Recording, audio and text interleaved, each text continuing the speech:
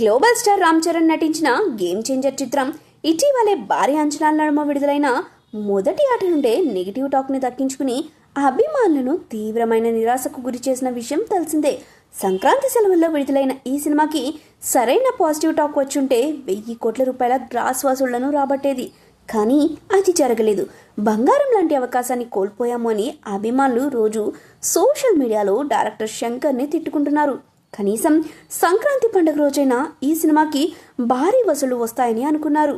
Trade ఊహించినంత వసూళ్లు కాకపోయినా పర్వాలేదు అనే రేంజ్ వసూళ్లను మాత్రం నిన్న ఈ చిత్రం సొంతం చేసుకుంది.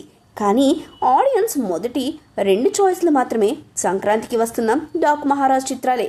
ఈ 2 సినిమాలకు టికెట్స్ దొరకని వాళ్ళు గేమ్ చేంజర్కి వెళ్లారు. ఇదంతా పక్కన పెడితే రామ్ చరణ్ కెరీర్లో గేమ్ చేంజర్ చిత్రం 300 కోట్ల రూపాయల షేర్ని రాబట్టిన సినిమాగా సరికొత్త చరిత్ర సృష్టించింది.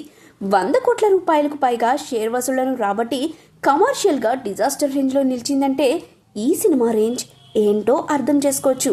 5 రోజులకు గాను ప్రాంతాల వారీగా ఈ సినిమాకి ఎంత వసూళ్లు వచ్చాయి అనేది ఇప్పుడు తెలుసుకుందాం. నైజాం ప్రాంతంలో ఈ చిత్రానికి 18 కోట్ల 20 లక్షల రూపాయల షేర్ వసూళ్లు ఈ 5 రోజులకు వచ్చిందని ట్రేడ్ పండితులు చెప్తున్నారు. బ్రేక్ ఈవెన్ అవ్వాలంటే ఫుల్ రన్లో 43 కోట్ల రూపాయలకు పైగా రావాలి.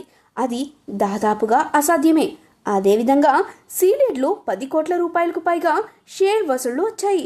మిగిలిన ప్రాంతాల విషయానికి వస్తే ఉత్తరాంధ్రలో 9 కోట్ల రూపాయలు, గుంటూరు జిల్లాలో 6 కోట్ల 50 లక్షలు, కృష్ణా జిల్లాలో 4 కోట్ల 60 లక్షలు, 3 కోట్ల 50 లక్షలు, అదేవిధంగా ఉభయ గోదావరి జిల్లాలో కలిపి 11 కోట్ల రూపాయలకు పైగా షేర్ వసూలు వచ్చినట్లు ట్రేడ్ పండితులు చెప్తున్నారు. ఓవరాల్ గా ఈ చిత్రానికి తెలుగు రాష్ట్రాల్లో 5 రోజులకు గాను 62 కోట్ల 80 లక్షల రూపాయల షేర్ వసూళ్లు వచ్చాయి. కర్ణాటకలో 4 కోట్ల 30 లక్షలు, కర్ణాటకలో 4 కోట్ల 40 లక్షల రూపాయలు, తమిళనాడులో 3 కోట్ల 30 లక్షలు, నార్త్ ఇండియాలో 16 కోట్ల రూపాయలు, ఓవర్సీస్లో 13 కోట్ల రూపాయల షేర్ వసూళ్లు వచ్చాయి. ఓవరాల్గా ప్రపంచవ్యాప్తంగా 100 కోట్ల రూపాయలకు పైగా షేర్ వసూళ్లు, 175 కోట్ల రూపాయల గ్రాస్ వసూళ్లు వచ్చాయి.